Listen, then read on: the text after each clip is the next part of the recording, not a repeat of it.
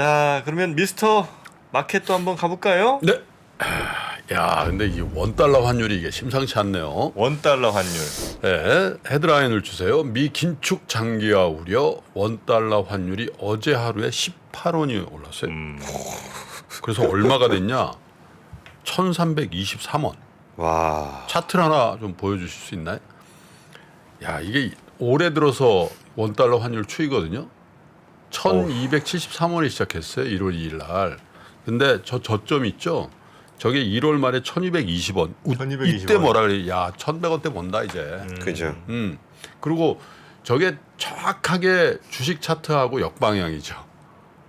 예, 환율 그러네. 떨어질 때 1월 달에 랠리를 했죠, 랠리. 예. 환율 올라가면서 2월 달에 뭐 저 정도로 빠진 건 아니지만. 빠진 건 아니지만 어쨌든 지지부진하고. 한국 주식시장이 코스닥 기준으로 좀 선방을 하고 있는 선이지. 근데 원달러 환율은 상당히 심각하게 올랐던 게 이게 1323원이라는 종가가 작년 12월 7일. 작년 12월 7일은 우리가 우리 한국 금융시장 어떻게 되는 거야 이거. 예. 금융시장 불안하다. 금융기관 아. 한두 개 간다 뭐 이런 네. 얘기 할 때가 1321원이었단 말이에요. 12월 7일이. 근데 그때보다 지금 환율이 높은 거예요. 그리고 더 심각한 거는 우리나라 원화 환율이 말이죠.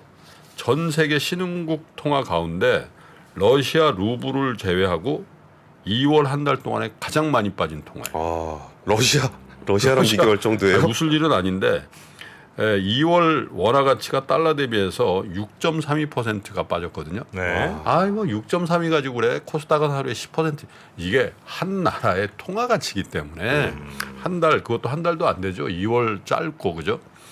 6.32%가 급락을 했다고 볼 수 있는데 우크라이나 전쟁으로 서방의 제재를 받고 있는 러시아 루블화가 1등했어요. 마이너스 7.03.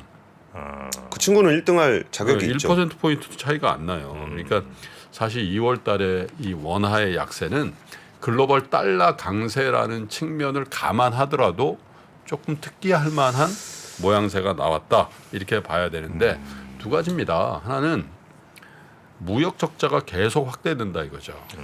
그죠?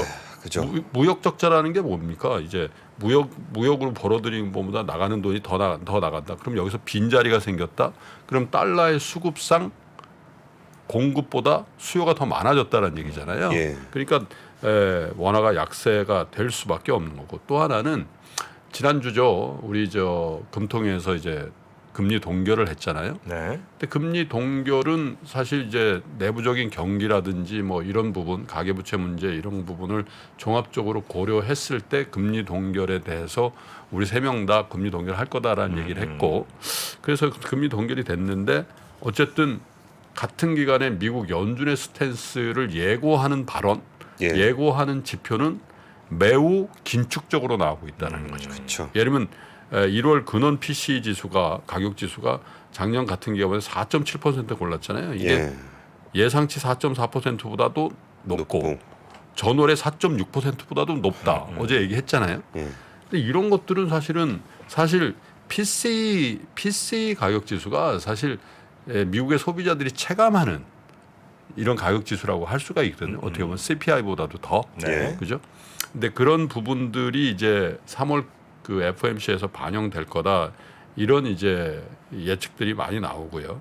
그리고 오늘 이제 헤드라인처럼 이 긴축이 어쩌면 장기화될 수도 있다. 이런 우려들이 많이 나와요. 그래서 내일 아마 저희가 오건영 부장과의 저와의 대담을 1시간 좀 넘게 했는데 그걸 내일 틀어드립니다. 세 가지 측면에서의 낙관론을 얘기하더라고. 네. 미국, 낙관론? 네, 그 낙관론이 1월달 시장을 반영했다는. 너무 낙관적이다. 세 가지 측면에서 뭐냐? 인플레이션에 대해서 우리 너무 낙관적이었고 연준의 스탠스에 대해서 너무 낙관적이었고 세 번째는 미국 경기에 대한 낙관론이 있었다. 이 반성론을 이제 녹화를 해놨어요. 네. 내일 이제 여러분께 보내드릴 텐데 그런 것들이 이제 2월을 마지막 날인데 오늘 2월을 보내면서 상당히 반성을 할 수밖에 없는 그런 상황이다 이렇게 보여져요. 근데 그럼 여기서 어떻게 될 건지 이걸 봐야 되잖아요. 그러면 만약에 빅스텝이 나온다. 그러면 원달러 환율은 더 약화될 그쵸. 가능성이 있겠죠. 네. 실제로 왜냐하면 네. 양국 간의 그 기준금리 격차가 50bp 확 벌어지니까 또 예. 예, 그거는 아마 제가 기억하기는 그렇게 많이 벌어진 적은 없거든요. 그러면 우리 금통위가 그 다음 금통위에서 어떤 스탠스를 취할 거냐가 굉장히 머리 아플 겁니다. 양국 간의 금리 차이가 이렇게 원달러 환율이 이렇게 움직여 버리면 어떻게 되죠? 다시 이게 수입 물가를 또 자극할 수가 있잖아요. 그렇죠. 이렇게 되면 인플레이션도 못 잡고 그 다음에 경기에 대한 것도 제대로 못 잡는다. 이렇게 돼버릴 가능성이 있으니까 금리를 올릴 수밖에 없지 않겠냐. 이런 전망들이 나오고 이런 것들을 반영해서 어제 우리 한국물 채권 금리도 굉장히 많이 올랐습니다. 예. 전거 3년 만기 국고채 금리가 전거래일보다 12.8bp. 이 정도면 주식으로 따지면 한 10% 이상 빠진 거죠. 예. 감도로는. 네. 그리고 이거보다 더 심각한 게 AA 마이너스 이게 이제 투자 적격 중에서 우량 채권이거든요. 회사채인데 이게 어제 3년물이 11.1bp가 올라서 4.36이 됐어요. 신용 등급이 투자 적격 바로 미친 BBB 마이너스인 기업의 무보증 회사채 금리가 이것도 11bp 올라서 무려 10.78%. 근데 제가 늘 말씀드린 것 중에 우리 정프로가 갖고 있는 대부분의 주식 중에 BBB 마이너스가 되는 회사가 없어요. 그렇죠. 그 정도 채권 발행 못하죠. 아니, 코스닥 기업은 네. BB가 대부분일 거예요. 그것도 네. 없는 데들도 많고. 네. 근데 이게 조달을 하려면 BBB 마이너스도 웬만하면 사고 팔 수 있는 거였거든요. 예. 근데 이게 10.78%라. 근데 실제로 거래가 10.78에는 안 될 수도 있어요. 예, 회사에 따라서. 그래서 환율, 금리, 크레딧 이런 것만 보면 흡사 12월로 돌아간 있는 듯한 그런 느낌인데 주시장의 온기는 그렇지 않죠. 특히 코스닥 시장.